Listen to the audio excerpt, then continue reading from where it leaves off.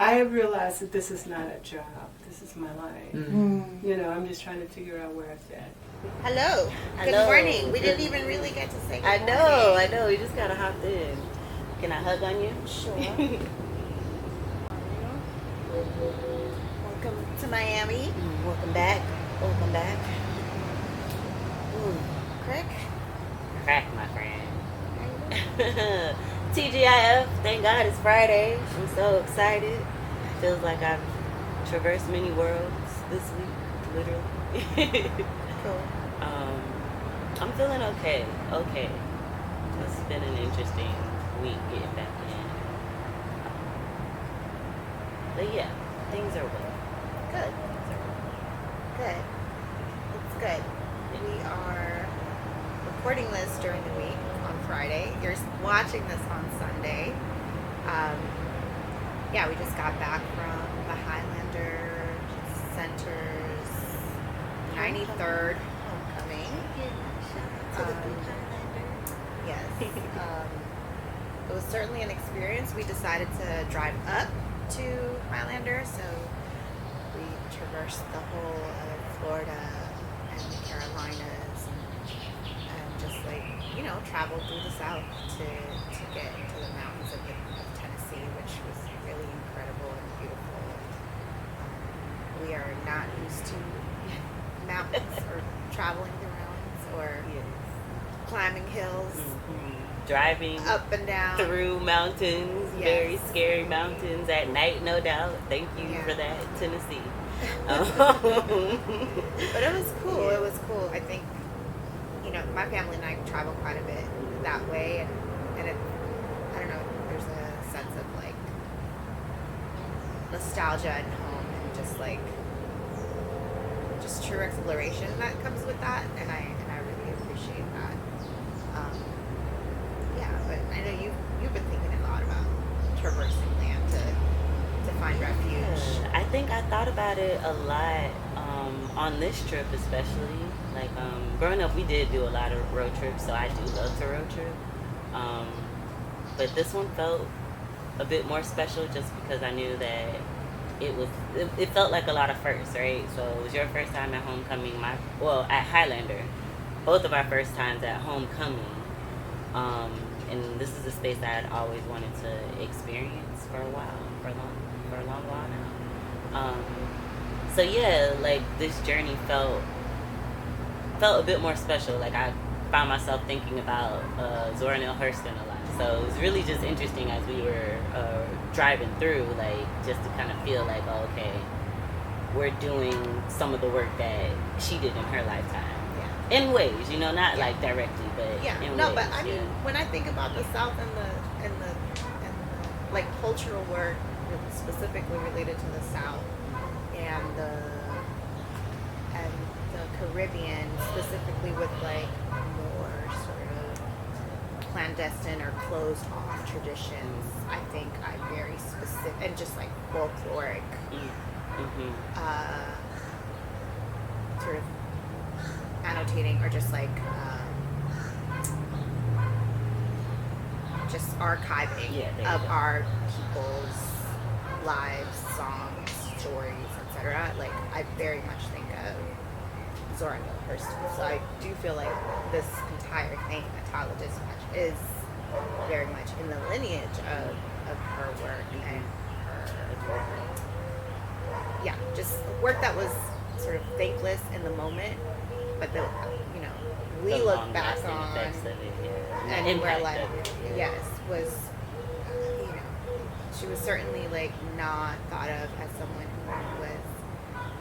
she wasn't doing things that other people of her schooling were doing at all. She was focusing on things that were thought of to be like taboo. She was focusing on things that were and her ways of like immersing herself into people's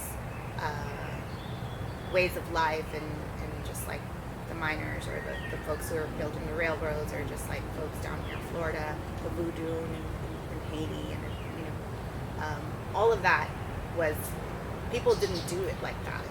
White men would just show up and just like extract, Right. as they tend to do. Exactly. Right? But she embedded herself in a way that was completely and absolutely different. And just the respect that she had for the people and like their knowledge is important to know. And like, yeah, I think that's important. And there's a respect there and like a reverence that I think is important to carry with us as we tell people's stories. I definitely felt that this time around too, more so than I think I have before. Like, this whole experience just felt really special and precious to me. Precious is a good word for it, for sure. Yes. Yeah. So what was it like for you experiencing homecoming for the first time? Man, I mean, I feel like through my time being in organizing spaces, Highlander has always been sort of in the background as like a place that people have visited, as a place that people have shared space, as a place where people learned very specific skills, or as a place that was like, yeah, a place of refuge. And just like, when you think, especially for us people from Miami, like Tennessee mountains feels like such a far away magical place, like mountains, like you know, Right. like if you've ever been to like California or Nevada or like anywhere like that where you just can look out and just see mountains everywhere, Right. that it's a different thing, and it feels totally different to us. You know, usually like when we drive by the trash mountain out, like my girls and I will yell out like trash mountain. I love it. Or like when you get to see a hill at a park or something like that. It's like it's a momentous thing. So to be in the mountains was really cool. Yeah, I got to show you my favorite view. Yes. Which is actually this view, but you can't see it as much on the picture, but Yes. in person, just like the cascade of mountains. It's into the gorgeous. background. It's So just beautiful. it just makes me want to look at it from up above. Like I was looking at the topographical map while we were there, and that was really cool. But I want to like understand, like, what am I looking at? And I want to, when I see a mountain, it makes me want to climb it. Like I want to go to the top and see what's up. It also reminded me of Haiti in a way, because from certain places, especially in the north, when you're flying to the north, Cape, which is where my family's from, like all the mountains that we fly through, and as we're driving, like or when you go to like the Citadel and things like that, and you see the mountains, I'm like, I just want to go. Right. I just want to go. Like I don't know. It just feels like I just want to be nestled in between the mountains, and I just want to be on the top of the mountains. I want to sleep right there. Like, I don't know. Just something about it just makes me want to just go. So that was beautiful and great and amazing. And everyone was so gracious and excited to be telling their stories, their lives, and kind of giving us a peek into their lineage. And that felt incredibly special and beautiful. And shout out to Emma for bringing us in this way and believing in our ability to capture those stories, and for encouraging us to like capture very specific stories too, which is like I think really made it special. I think all the board members we got to speak with. Big love to all of the board members. Oh my goodness. And their Mr. Marlowe. Oh my God. The man with the longest history of storytelling and oral history from Highlander. It was very great time talking with him and just hearing him reminisce on watching Highlander grow into what it is right now. We got to speak to a lot of folks. The librarians hold a special place in my heart. I wish I could have spent more time there. It's funny, I was speaking to Viv, and she's like, did you spend your whole time in the library? I'm like, I sure did try. I spent a lot of time there, as much as I could, really. Anytime I had a moment, I was in there, tucked away. taking pictures of books that I couldn't take with me, and just like, chatting it up with the librarians, my favorite people on the planet. So glad that we got to capture some of their stories as well, and just like spending time in the Septima Park building itself. One of the newer additions to the Highlander, but also just like her legacy and just their footsteps within their legacy, and just like how they're continuing, and how they understand her fight, her why, and are continuing that on in a way that feels really reverent to her spirit and to all of the work that she's been able to do. I think that's a beautiful example of that.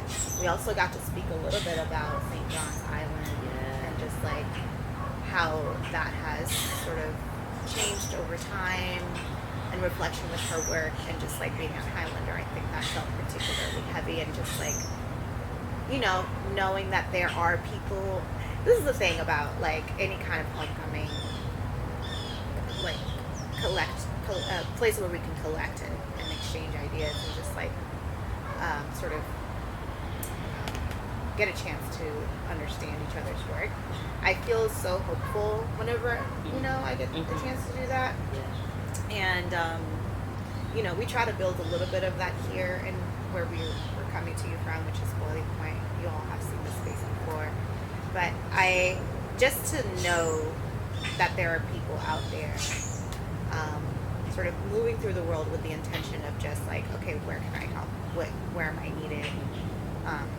Feels particularly I don't know, it's just something to hold on to. And just like the way in which folks were speaking of their work was not work, but rather their life. And I very much resonate with that. And I think that I've never like really talked about it in that sense, but I'm glad that they gave me that verbiage to say, actually, yeah, that is true. This is my life, and I don't see myself doing any other things, and anything that I do is very much in service. I feel like it's time. It's time for you all to experience hear the stories, the homecoming that we got to see. See the people, see the places, see the faces, see the beautiful art and creations of people of the South. Yeah. Enjoy, and we'll see you all on the other side.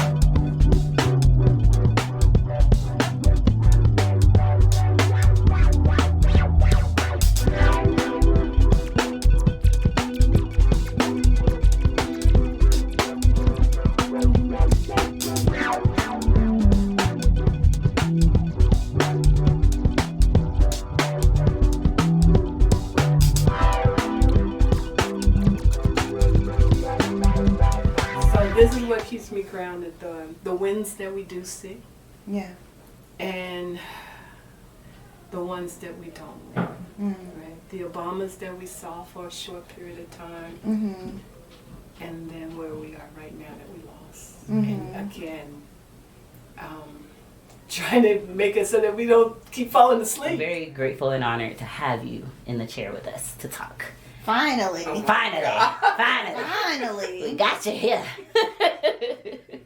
Thank you. Yeah. Y'all have been threatening me with this for quite a while. Yeah, you know. I think literally since the top of the year. Gentle, Yes. gentle threats, you know? Yeah. Loving. Loving threats. Loving threats. So let's start at the beginning. Who are you? Oh, Where do you come from? And what is your organizing lineage? Okay. My name is Emma Kaja Robinson. I am the Director of Communications with Highlander Center. And outside of that, I'm a cultural organizer. And I think probably the most important thing is like a beauty culturist. And she, her pronouns.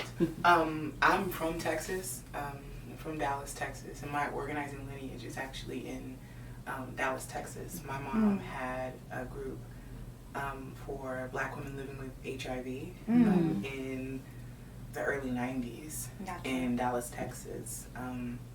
It was called At the Kitchen Table.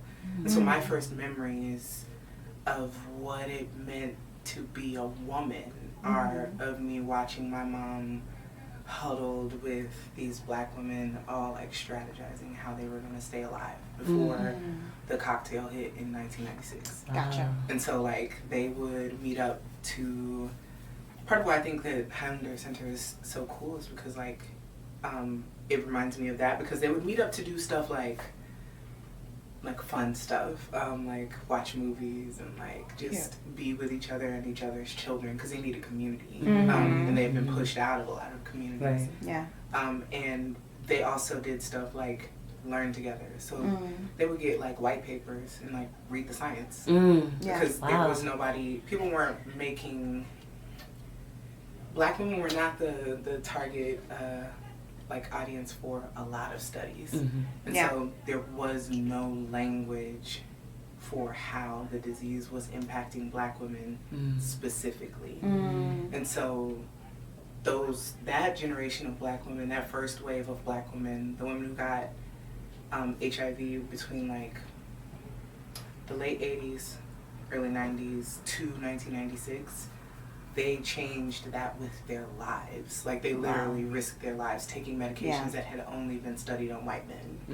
And like seeing, they would do their own like informal, this works like this for my friend Tony. But this works like this for me, Keisha, Brandy, and this person. So this is how it impacts Black women. And then they would share that information with each other. So they did their own peer reviews. Yes. Wow. Because they had to. Right. And so like that, for me, that's what that's my organizing lineage. It's also like that is my lineage of like womanhood. To me, that's what womanhood is like that kind of like organizing and like bringing home a bunch of sandwiches from the tray because you know that y'all don't have that much food, but like also knowing that this week y'all got it, next week another family's gonna get it, next week another family's gonna get it, because none of us has that much. And so everybody's like figuring out how to make it. Like that is the lineage of like womanhood. Fighting Black folk who, when I met them, they were like in the 80s and 90s. Oh wow. In their 80s and 90s. In their, and I was probably 30. Oh wow. Right. Okay.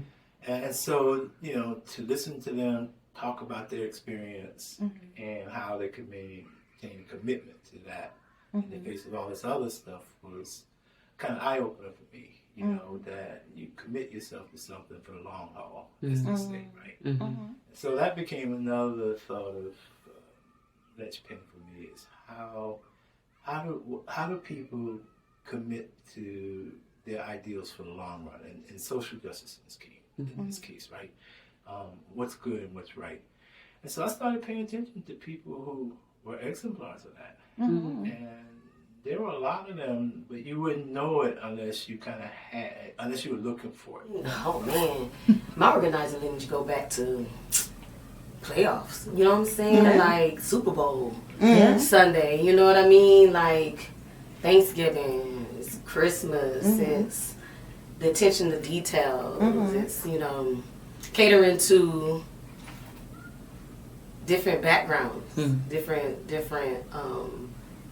people, and always just listening to my mom in the kitchen, kind of like going over like everybody that's attending it, and just making sure everyone feels seen or held through a meal. Like, such and such come in there vegan, such and such, you know, and the time and the effort and the attention that she put into making sure everyone was provided for. And in the food, you know, with feeding people, that's how you get to the soul, you know. And when someone shows up and it's like, I was thought of, I was considered, you see that as a kid. You don't even always realize or recognize it exactly as that, but it becomes a part of who you are, you know, in your life and how you plan and how you coordinate and how you do things. And then my mom was a part of a group called Women of Color back in the day. And Women of Color was always planning and organizing. Was that here? Or was that in Florida? That was in Florida. Yeah, it was a group that black women. And we did so many things. Like, I remember listening to them organized trips going to Georgia. And we going to see the monuments. And we going to see, you know, we going to the underground mall, like things that people don't even know exist now. That's not a thing. That was a thing then, you know. And seeing the work and the dedication and the time and the attention that went into it. They did a talent show for the kids. You know, uplifting the kids. Each kid, we all have a talent, you know, and just that's where I believe a lot of it came from. Just that good old, you know, raising how we was raised. So I'm curious about how your ideology around economics has shifted the deeper you've gotten into working in the movement space. I definitely think it's clarified over the years. Like, I think for a long time, especially before being at Highlander, I was just kind of in that sort of anti-capitalist cloud. Like, I know capitalism ain't it, but then over the years, especially I started organizing more and deepening just my analysis, my international analysis, like just like tying my class and race analysis and stuff like that together, studying like critical like thinkers within Pan-Africanist thought.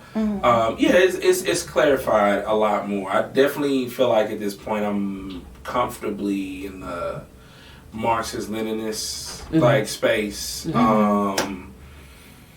Like abolitionists, like, you know, just like I'm clear about that. And even like, I think going back to the trip in Cuba, even with my abolition, I'm clear that like that derived from being in the United States. And I understand like policing to be a vestige of chattel slavery.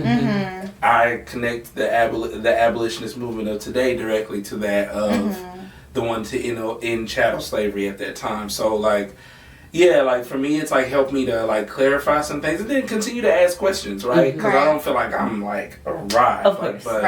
Like I'm like, okay, what do I need to keep reading? What questions do I need to be asking, right? And so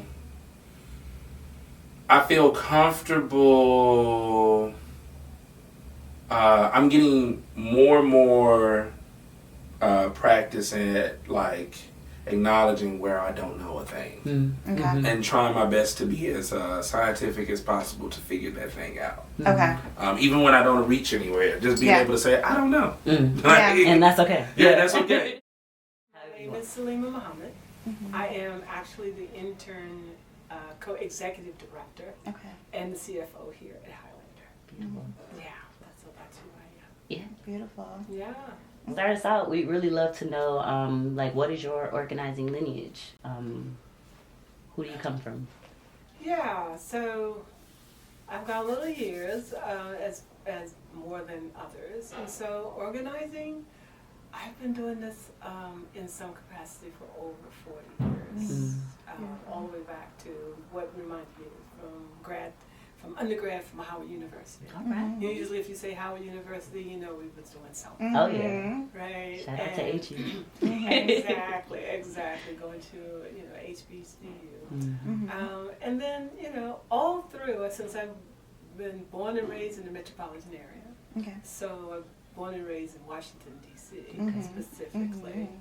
I just can see patches of different things that I was doing, from anything that we were protesting on the Hill, from the A building or what they weren't doing right, to trying to get in D.C.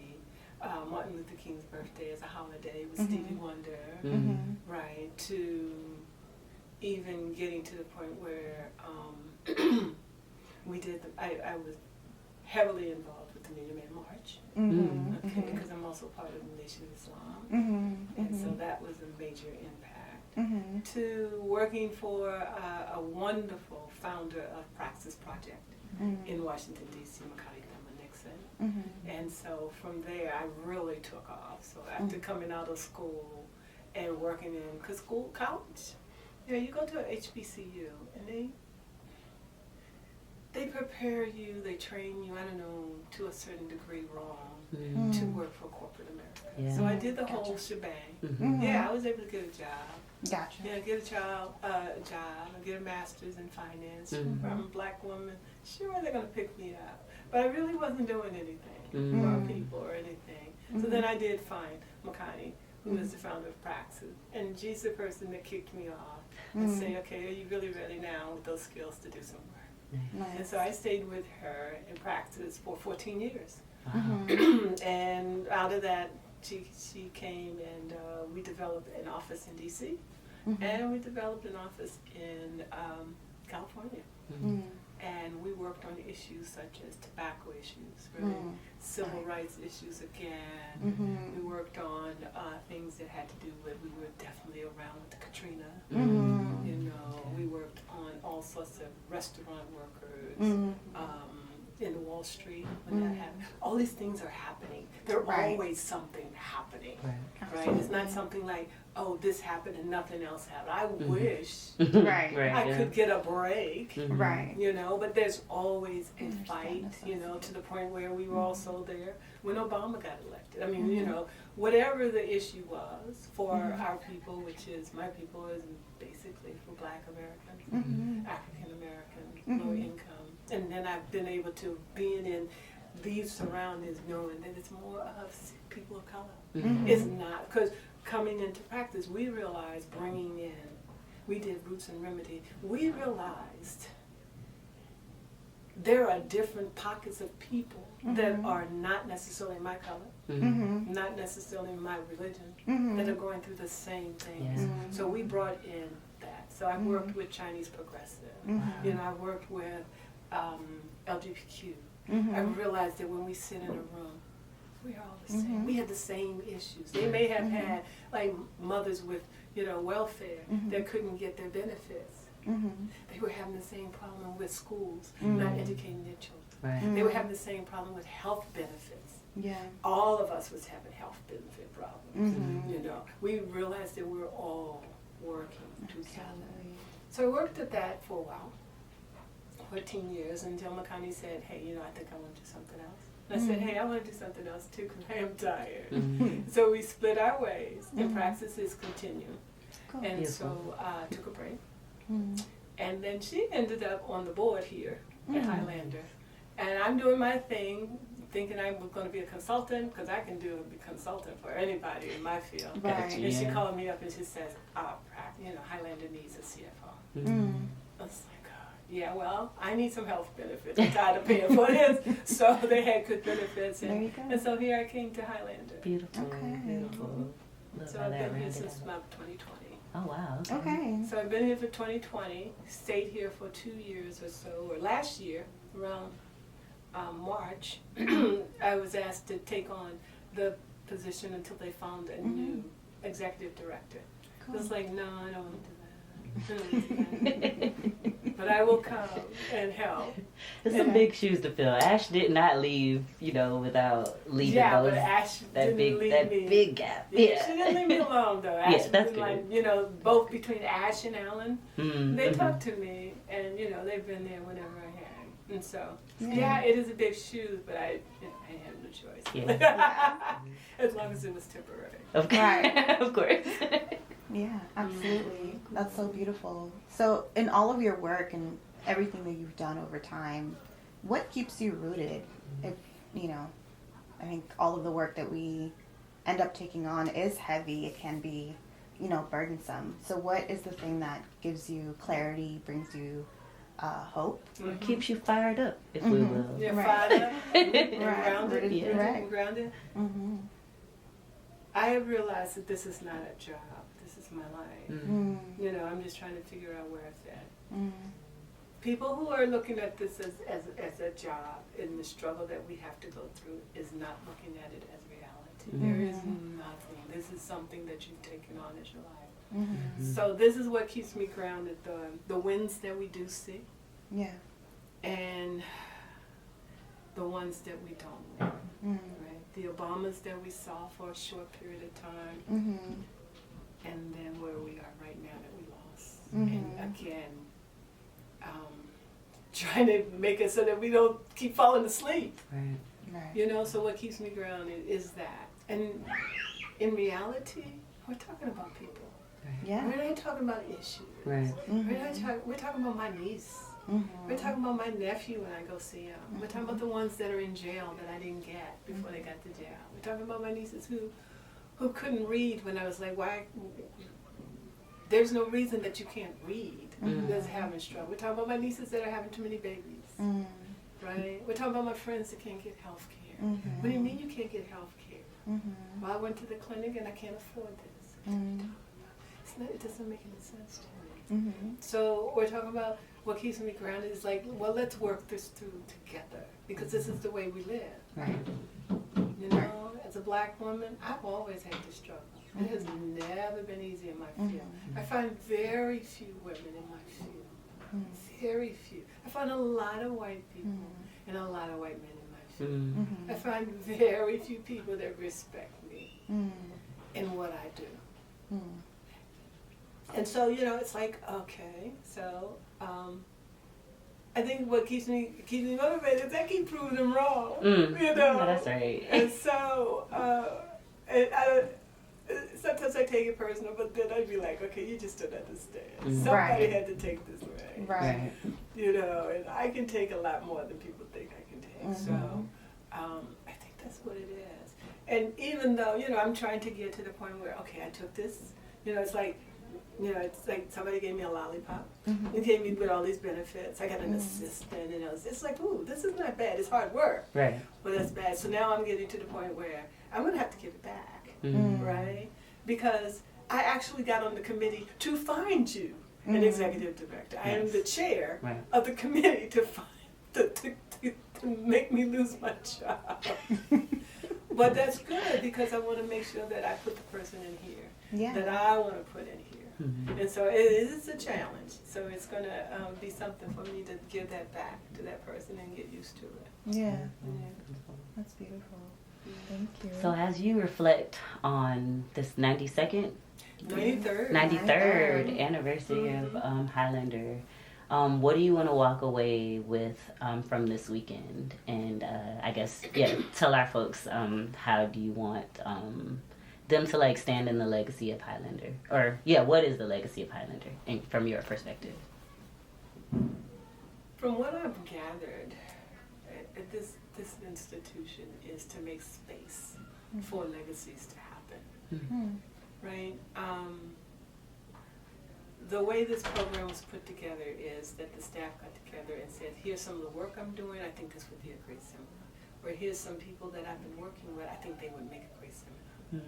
And so they kept bringing in, and that's what Highlander has always been, a space. We've got this space, we've got this safe space, we've made it safe to have discussions and to send out information that normally people would not get. Right? As I said in the introduction here, this is a safe space. We've made it that way. We've built this team up so that no one's going to come up here and judge you. And it's going to be hard for them to even come up there and disrupt us. So the legacy, I think, of Highlander is to continue to have that space where people want to say, I want to do our thing up at Highlander because they have the space and they will allow us to have the space to do it. What is that? I don't know, a children's justice, culture organizing, like what we want to do. Safety training that be talking about this is the real way to do safety training, Mm-hmm. right? You know, it's not some, oh yeah, well, you know, we're gonna all run away if something happens. No, we don't talk like that. We actually talk about if something happens, we're not gonna run, we're gonna fight. How do we do it? You know, understand that. So this is the place for that. And so I hope that legacy continues to go on. I hope people develop from this weekend that we have relationships with people. That's why I said everybody that you walk past, talk to them. Find out what they were about. Find out where they're coming from.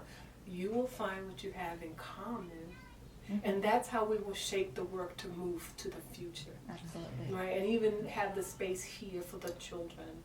You know, we continues to learn. Last year, people were saying, well, my 7 to 13-year-old didn't know what to do.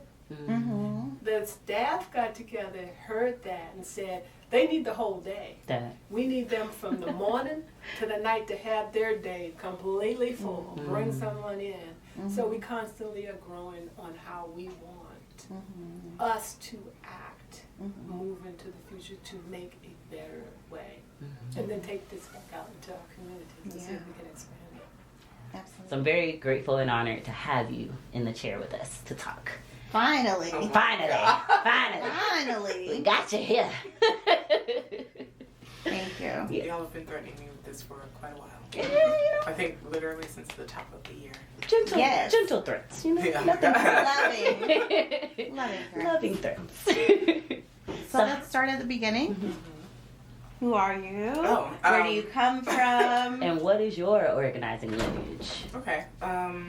My name is Emma Kaja Robinson. I am the Director of Communications with Highlander Center. And outside of that, I'm a cultural organizer. And I think probably the most important thing is like a beauty culturist. And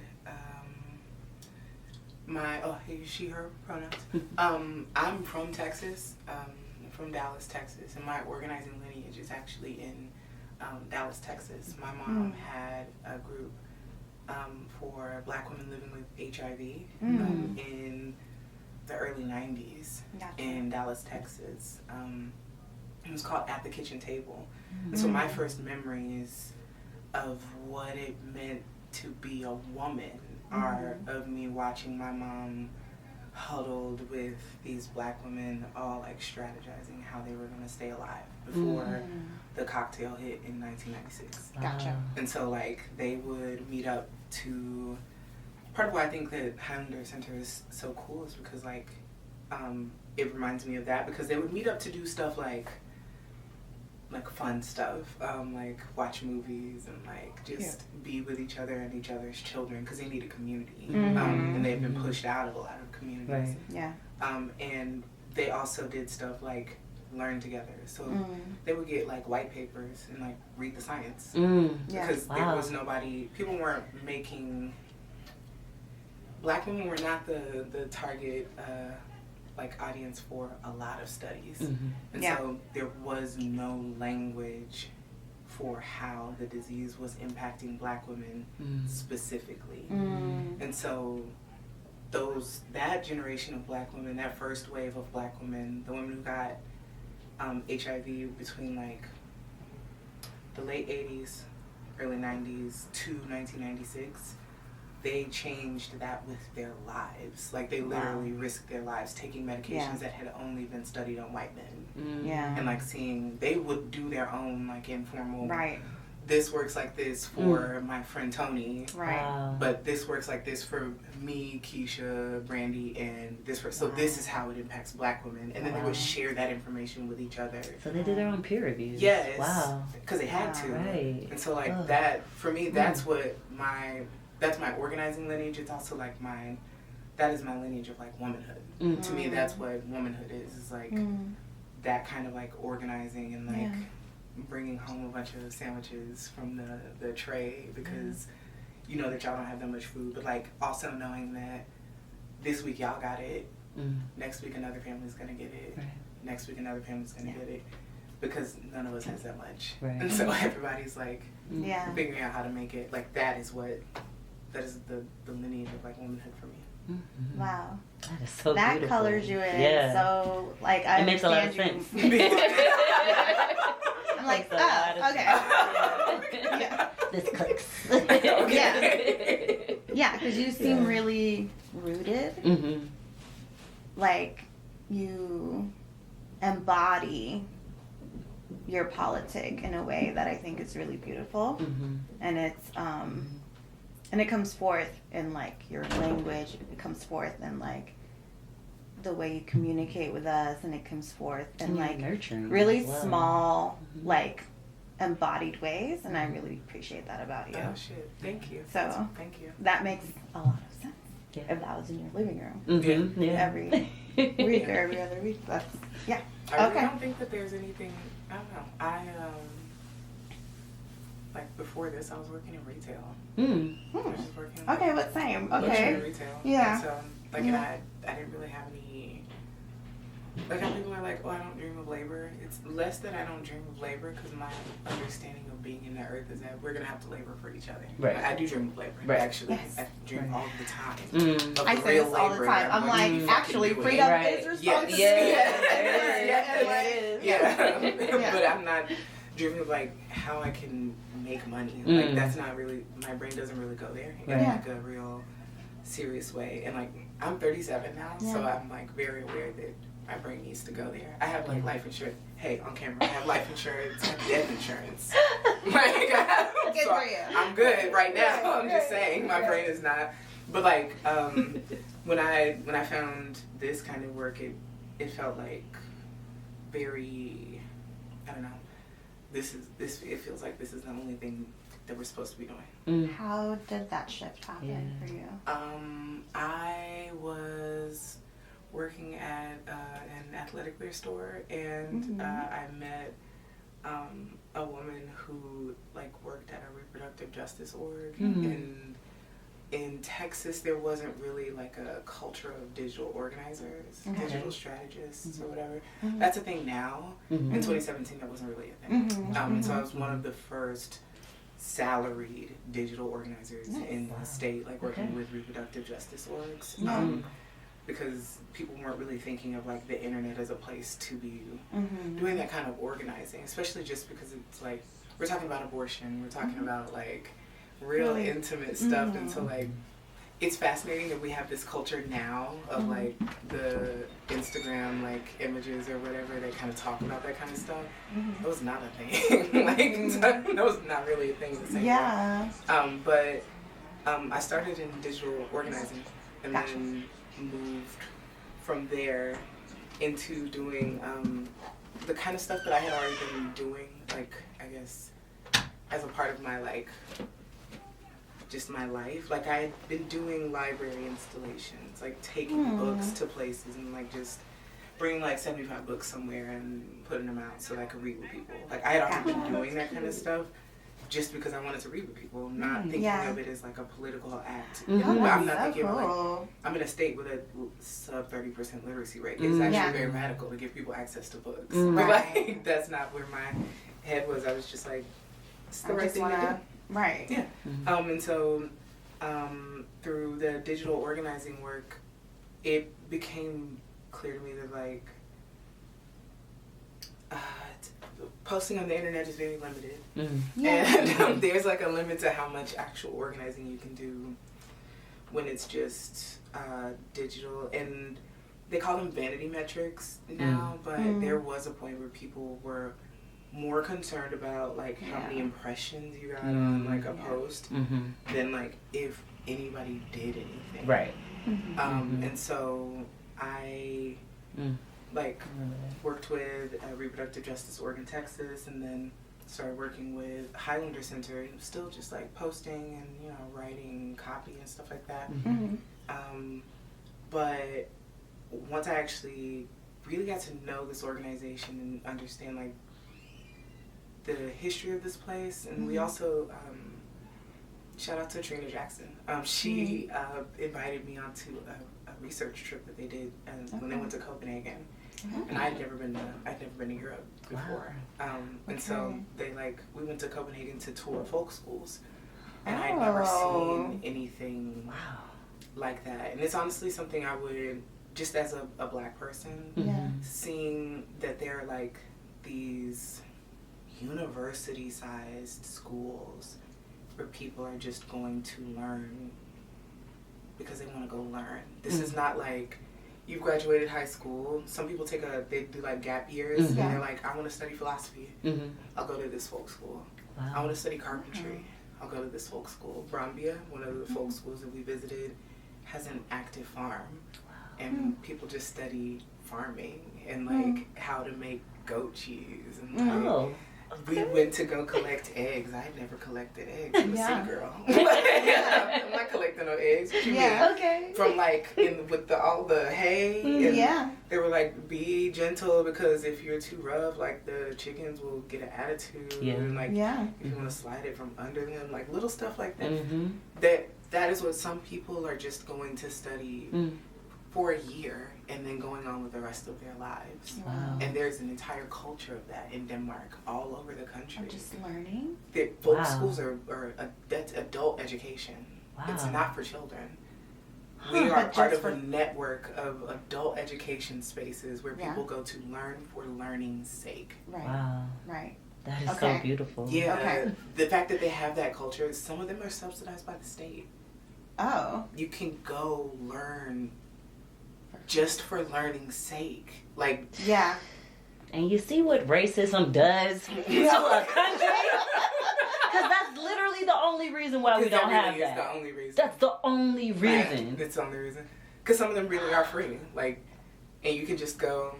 And it's not even just the scale. To me, as a woman who is like deeply invested in her neighborhood, like, I love all of y'all, but I live in the 7th.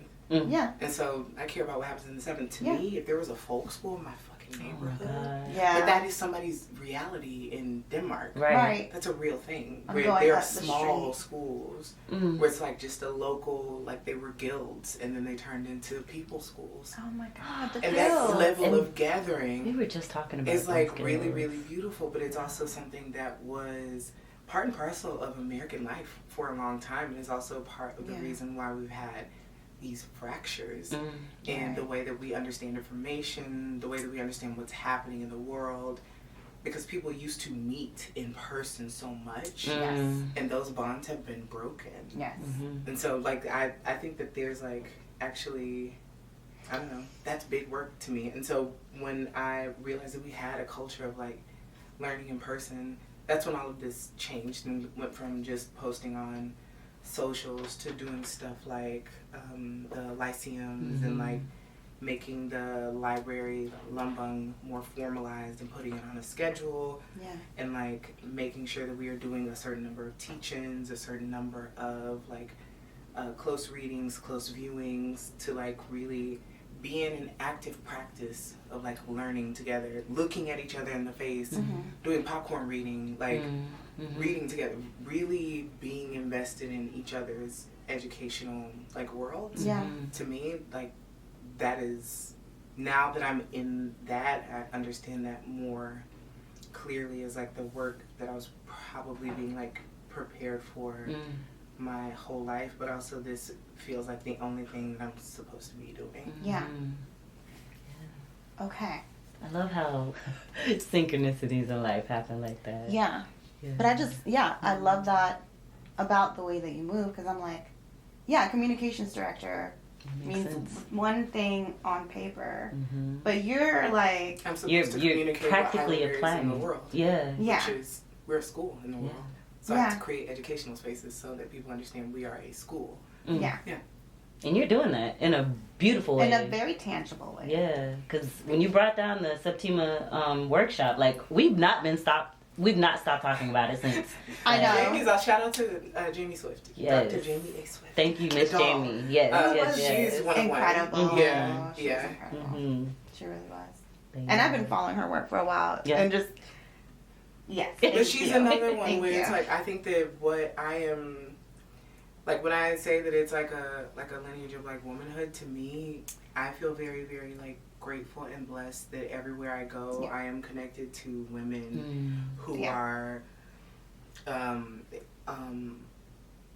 here to do some specific shit. Mm-hmm. Actually, I think that there's like, I don't know, something very powerful and special about the fact that I've been able to create relationships with women wherever I go, and like because I have that lineage of womanhood, I understand how important it is to like nurture those relationships and actually pour into them outside of like work. Just I care if y'all are okay.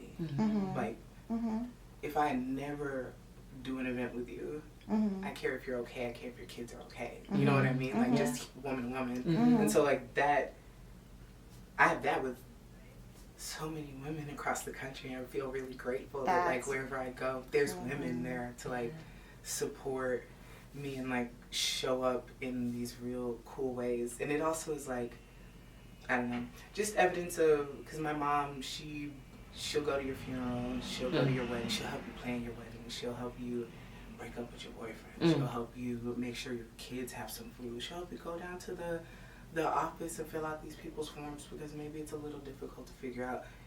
The like investment in other women's lives to me is the one investment that actually is like not, that's the only one you can be sure will always be worth something.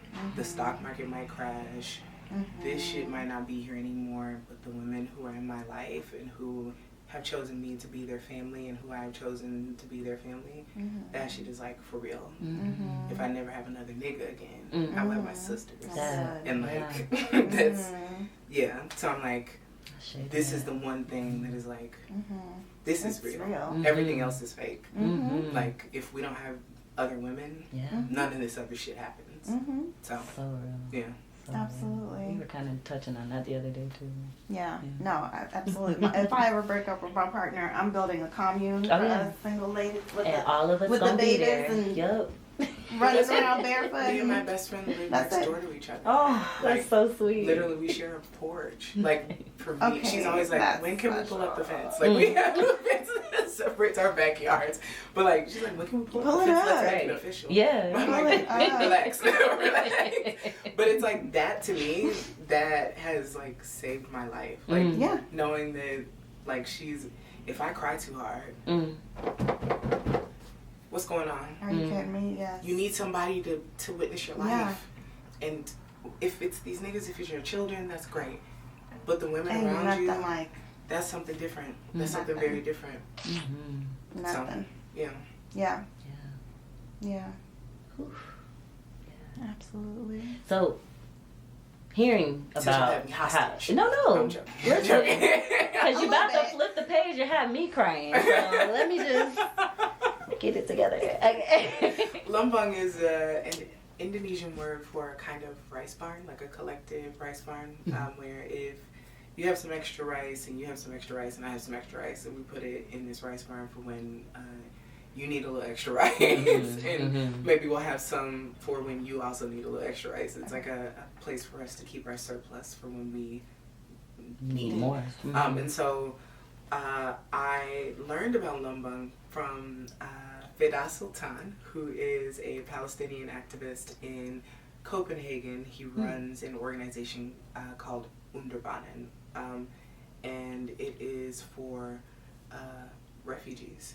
Because I think the logic that I guess like the thinking we all have about that part of the world, like the Nordic countries, is as like, oh, socialist is tea. And it's like, no, that's for Danish people.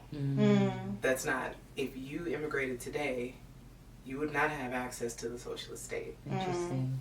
Even as an American. And so like, but he's Palestinian, so he's stateless. And so like, he doesn't have access to that at all. And so he runs this refugee space so that they can help each other find access to resources, but they also have like collective practices, because Copenhagen is a very isolating place if you are not Danish. And a lot of, we come from collective cultures.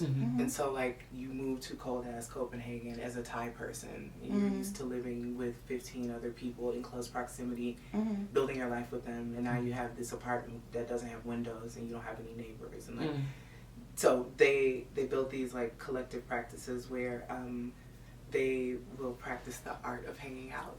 And so like, they're Haitian. Yes. So we would gather and you would teach us how Haitian people drink coffee. And then we can make little Haitian snacks and then sit cute. outside and talk about like Haitian culture and like where you come from. And Cool. just that is like a very important thing that they do. So they do it for every single, if they have a new person, they bring them in and that's how they share their culture with each other.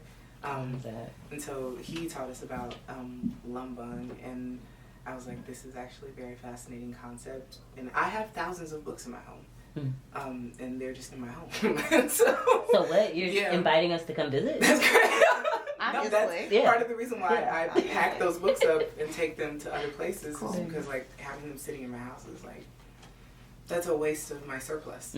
It's just sitting there. And so the goal with lumbung is to make the surplus available for everyone, and it's grown into this thing where I bring 750 books, and then with my New Orleans partners, they'll bring 300 books, and then guests who are just attending will bring books that they want to share with other people and read with other people.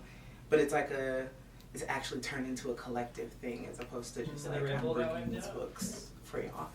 So I love lumbung. I hope that it keeps growing. I got to do an installation in Pennsylvania at Honcho Campout. Yes. I was going to ask about that next. Yeah. Well, it was a space like the pavilion. Okay. And then we built furniture and shelves, and I brought 500 books, and the other two people brought 200 books each, and we got donations from PM Press, and we gave away books, and it was really beautiful to be in the woods and just read in the quiet. Sometimes because it was available all day, 24 hours, and so sometimes I would go over there at 2:00 in the morning, and people just laying there reading. But it also, beautiful. If you create a space, humans will use the space. That's why it's incumbent upon us. If we can create space, we have to, because humans will create the space. People started having sober meetings. They created a schedule of sober meetings because they were oh, this is a music festival. A lot of people are doing drugs. If this is a space of respite, can we have 1 hour in the morning and 1 hour in the evening for people to just check in and be with each other in their sobriety and experience this, but also still stay sober and rooted and accountable with other people. We didn't tell them that was an option. Someone just came up and was this is the right space to do this. Can we do it here? Yeah, okay. If you create the space, humans will use the space. Yeah. So. And they'll use it for what they need. Yeah, right? Yeah. Because they know what they need. Absolutely. Yeah, June Jordan's work around the built space. Also our sister Daniela, who was an architect but also was just this beautifully powerful and thoughtful sister, was the built space is important. We need to think about what it means to build the space and how people can use it. Yeah, so I love that. Homie K Baba says that a physical space carries the burden of communicating the meaning of the people who use it. And so I think about that with this kind of space, but also with the impromptu spaces that we create with each other. And we got to be thinking about, what is this supposed to mean to people? It can't just be a fun thing. What is this supposed to mean to people? What are people supposed to learn here? Yeah. What questions is this supposed to answer? And then what do I want them to do with those answers when they get them? What are they going to take back? Yeah. What's the utility? Yeah. Yeah. Absolutely. It just made me warm. I love that. Thank you for sharing all of what you shared today. I feel a lot more connected to you and your story. I'm kind of gagging at y'all being oh, that colors you in. Because it does, though. It makes so much more sense. Okay, this is why. This is why. No. Yeah. So I really appreciate just being able to hold that with you and share, be in community where we can share that together. So thank you. What I wanted to ask is, if we are at the 100-year anniversary of Highlander's homecoming, can you talk to your past self and your future self? Okay. So send yourself a question forward, and then look back, and what would you tell yourself now?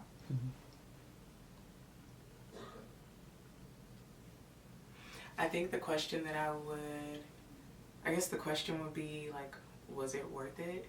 And then the answer would be, no matter what. Like I think we have, y'all. We're in their revolution. We're in their cultural revolution.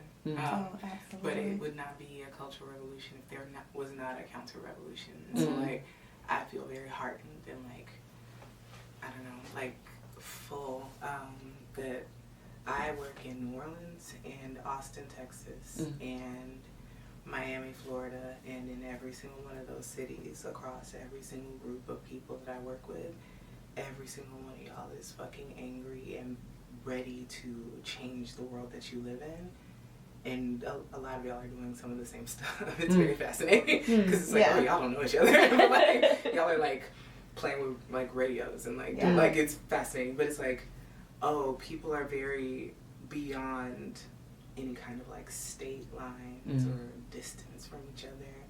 People are very connected, and we understand what it is going to take for us to not only survive this moment, but build a world that doesn't have shit to do with these people. It's 17 people ruining people's fucking lives, and they will not always be here.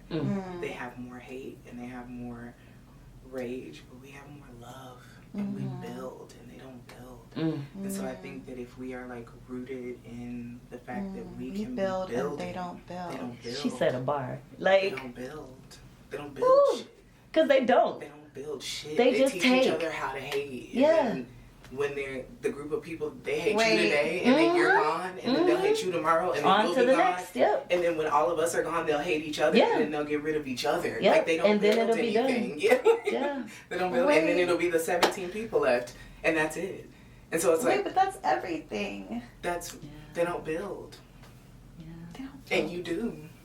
The thing that pisses me off so bad is that in America, you legitimately, you have to take 2 steps, and it's racism. It's like, girl, nobody was creative. Nobody was trying. Like, it was just like, what? how can we harm black people? Okay, well, how many people will be hurt in the process? Cool. I didn't like them either. Right. Like, it's a big, like, They it's need very to go too, short-sighted. actually. It's so short-sighted. But no, I feel very hardened. Like, we're in a revolution. They won't always be in a revolution. Yeah.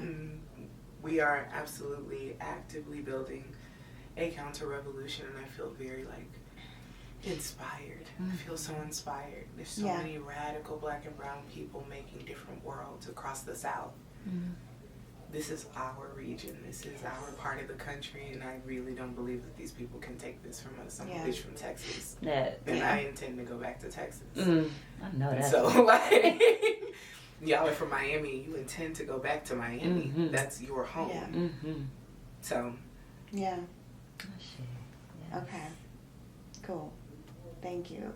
Thank you for being a bridge. Because that knowledge of like how we're all doing the same things and are connected in ways that we don't even know. That's, thank you. That's what I'm saying. If y'all ever are like, oh, this isn't radical or it's not good enough. It really is.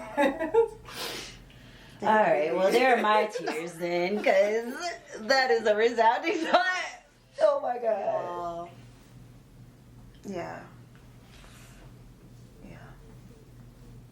Thank you. This shit gets heavy sometimes. Ooh.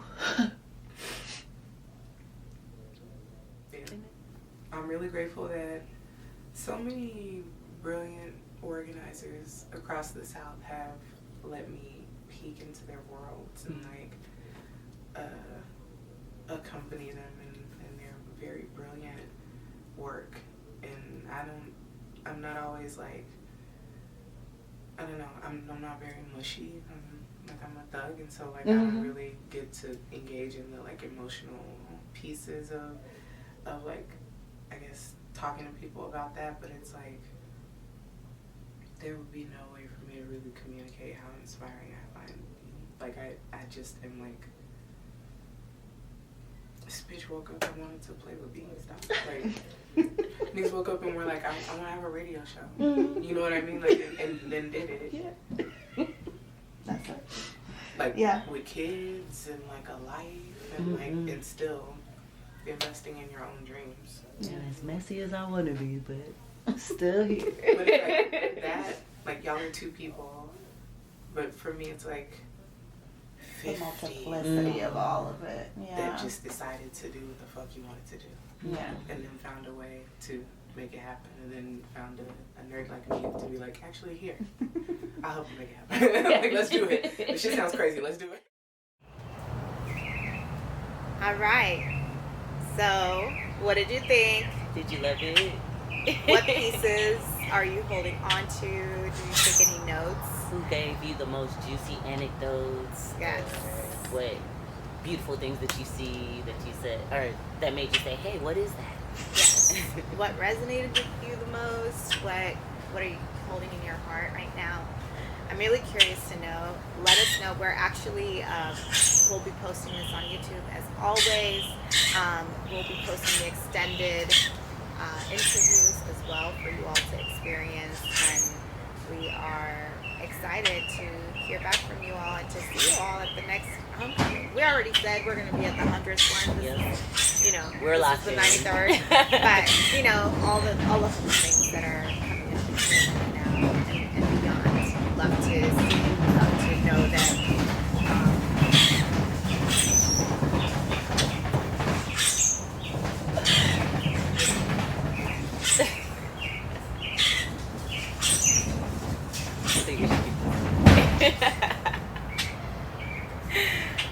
all of the homecomings that are coming up, we'd love to see you. We'd love to connect with you. Anything that's going on down here in South Florida, we'd love to get to know you all more if you're watching. Let's connect. Let's keep the momentum going. This homecoming. Yeah, let's come home to each other. We'll see you all next month. See you soon. Reach out to us at the ataladispatch@gmail.com or at the Atala Dispatch on Instagram. That's right. See y'all Have soon. a great month, y'all. Join us for the final one of the Of the season. season. Yeah, Next final time. episode. Oh my God. Final episode next month. All right. That's what-